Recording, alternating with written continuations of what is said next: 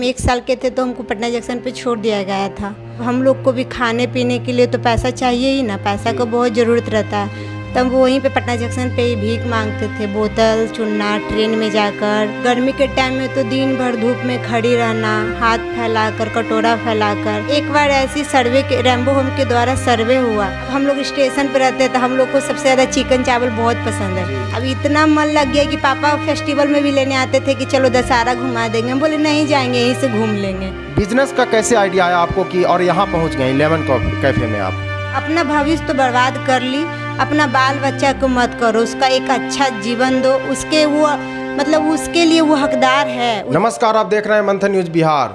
हमारे बिहार में बहुत सारे ऐसे बच्चे हैं जो कहीं ना कहीं बदनसीबी की ज़िंदगी जी रहे हैं। उनके सर पर से माँ बाप का साया गुजर चुका है और वे दर दर की ठोकरें खा रहे हैं।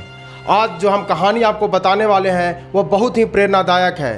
एक ऐसी लड़की की कहानी जिसको अपने माँ बाप का पता नहीं, दो शख्स, एक माता और एक पिता, उनको एडॉप्ट करते हैं और फिर से उनकी ज़िंदगी को बेहतर बनाने की कोशिश करते हैं। वह लड़की पटना स्टेशन और पटना महावीर मंदिर के इर्द गिर्द घूमती है, भीख मांगती है, ट्रेनों में बोतल चुनती है, इसलिए कि वह 2 जून की रोटी नसीब कर सके। लेकिन उसका सफ़र सिर्फ उतना ही नहीं रहता है, उससे आगे निकलकर वो अपनी काबिलियत के दम पर आगे बढ़ती है और आज एक कैफ़े चला रही है। आइए, हमारे साथ मौजूद हैं ज्योति, और ज्योति की कहानी हम ज्योति की जुबानी ही जानते हैं। ज्योति, सबसे पहले आपका हमारे चैनल में बहुत बहुत स्वागत है। धन्यवाद। ज्योति, आपकी कहानी काफ़ी दर्दनाक है लेकिन प्रेरणादायक भी है। तो ऐसा क्या हुआ था बचपन में, कैसे माँ बाप का साया उठा और कैसे आप स्टेशन पर पहुँच गई? हम मतलब 1 साल के थे, सब लोग बोलते हैं वहाँ पे कि हम 1 साल के थे तो हमको पटना जंक्शन पे छोड़ दिया गया था। तो वहीं पे मतलब एक काड़ी देवी थी, वही हमको अडॉप्ट की। मतलब कि पूरा मतलब होता है ना, पुलिस से पूरा सारा चीज़ लेकर हमको अडॉप्ट की। फिर उन्हीं के साथ रहने लगे। फिर वो 3 साल के हम जब उम्र में हुए तो उनका देहांत हो गया। फिर राजदेव पासवान हमको पाले, उन्हीं के साथ मतलब धीरे धीरे बढ़ते गए। पापा पहले दातुन बेचते थे, फिर दातुन का भी बिजनेस मतलब नहीं चला। तो फिर अब हम लोग को भी खाने पीने के लिए तो पैसा चाहिए ही ना, पैसा को बहुत ज़रूरत रहता है। तब वो वहीं पे पटना जंक्शन पे ही भीख मांगते थे, बोतल चुनना, ट्रेन में जाकर, मतलब कि और खाने का भी कोई साधन नहीं था। अगर कोई मतलब कि मतलब खाना उना कोई देता था तो हम लोग खाते थे, नहीं देते थे तो फिर पापा कहीं से न तो कहीं से मतलब करते थे जुगाड़। जब ये स्थिति आपके सामने उत्पन्न हुई तो कितना चैलेंजेज आता होगा, क्योंकि भीख मांगना भी एक कहीं ना कहीं लोग दुत्कार देते हैं, लोगों को नहीं देते हैं, मतलब एक हीन भावना से देखते हैं। तो किस तरीके का चुनौतियों का सामना उस समय करना पड़ता था और किस तरीके से आप उस से उभरती थी आप? बहुत ज़्यादा गर्मी के टाइम में तो दिन भर धूप में खड़ी रहना, हाथ फैलाकर, कटोरा फैलाकर। बहुत लोग नहीं देते थे, मतलब कि बोलते थे कि जाओ काम करो, इतना अच्छा हाथ पैर दिया हुआ है। तो मतलब बहुत बच्चे लोग ठेठ भी थे, बोलते थे कि काम दीजिए तो हम करेंगे। तो फिर हमको उतना बोलने उलने की आदत नहीं था। हम देते थे तो ठीक, नहीं तो फिर पापा के पास रहते थे, उन्हीं के साथ बैठे रहते थे। फिर आपके मन में ये चीज़ कैसे आया कि वहाँ से हमें निकलना है, उस दलदल से निकलना है? कहीं ना कहीं वो एक दलदल है जहाँ पर कि आपको गरीबी और भुखमरी की ज़िंदगी जीनी पड़ती है। तो आप वहाँ से निकलने का कैसे सोचें, या क्या देखकर आपको लगा कि नहीं आप यहाँ से निकलना चाहिए मुझे? हम वहाँ से निकलने के लिए पापा का मन था कि मेरी बेटी यहाँ से निकले, यहाँ से निकल कर हम इसको पाले हैं, पोसें, तो ये ना कहे कि इसका अच्छा भविष्य नहीं बना। फिर एक बार ऐसी सर्वे के रैम्बो होम के द्वारा सर्वे हुआ तो मतलब बहुत लोग बोले कि मतलब ये बच्चे के पापा हैं, ये इनसे मिलिए, ये कुछ करेंगे आपके लिए। तो वो उनसे बात हुआ। पापा तो एकदम तुरंत मतलब रेडी हो गए कि हाँ हाँ ले जाइए, इसको यहाँ नहीं रहने देंगे। फिर पापा को भी ले जाया गया होम में, वहाँ पे विजिट किया गया। तो पापा देखे कि सारा माहौल अच्छा है, यहाँ पे सिर्फ लड़कियाँ लोग रहती है। तो पापा बहुत रेडी हो गए। अब हम लोग को भी स्टार्टिंग में ले जाया गया तो अब एक वही बंद कमरा में रहना पड़ता है। तो हम बहुत ज़्यादा ऑकवर्ड फील करने लगे कि नहीं रहेंगे, हम चल जाएंगे। हम मतलब बार बार मम्मा बोलते हैं हम लोग वहाँ पे, मतलब जो भी स्टाफ काम करते, तो हम बोले ना कि हम नहीं रहेंगे, मतलब हम चल जाएंगे। तो मम्मा मतलब अब हम लोग स्टेशन पे रहते हैं तो हम लोग को सबसे ज़्यादा चिकन चावल बहुत पसंद है। तो मम्मा बोली कि चिकन चावल बनाया खाओ। हम लोग खा के सोचे कि भाग जाएंगे, मतलब हम लोग चल भी गए थे स्टेशन पे।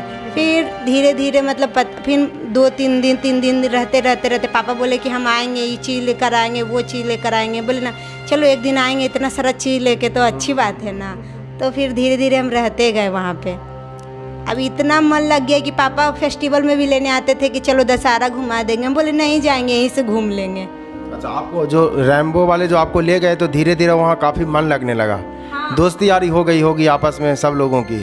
आसियाना दीघा पथ पर एक मजिस्ट्रेट कॉलोनी है जिसमें ज्योति जो है वो लामोन कैफ़े चलाती हैं। लेमन कैफ़े चलाती हैं और लेमन कैफ़े इनका नहीं है, ये यहाँ की इनको मैनेजर आप कह सकते हैं, पूरा ऑर्गेनाइज यही करती हैं, पूरा चलाती हैं। कहीं ना कहीं एक बिजनेस का आइडिया इनके पास है, जैसा कि इन्होंने अभी बताया है कि आगे चल के एक ऐसा स्टोर खोलना चाहती हैं जो कि इनका अपना हो। बिजनेस का कैसे आइडिया आया आपको कि और यहाँ पहुँच गई लेमन कैफ़े में आप?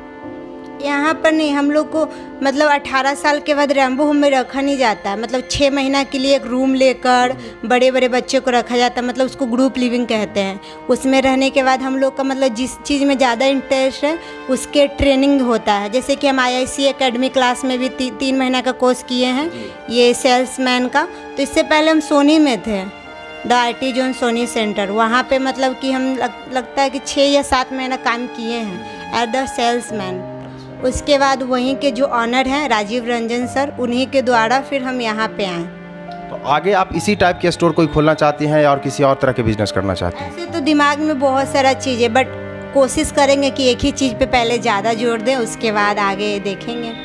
एक अंतिम क्वेश्चन आपसे, आपकी जैसी बहुत ऐसी बच्चियां हैं, बहुत ऐसे बच्चे हैं जो कहीं ना कहीं भुखमरी और लाचारी की ज़िंदगी जी रहे हैं और उनको ऐसा लगता है कि मैं ज़िंदगी में हार गया हूँ या हार गई हूँ, मेरे सामने अब कुछ भी नहीं बचा है और वह कहीं ना कहीं इन चीज़ों के शिकार हो रहे हैं और अपनी ज़िंदगी को बर्बाद करने में तुले हुए हैं। उन लोगों के लिए कोई ऐसा मैसेज जो उनको प्रेरणा दे सके?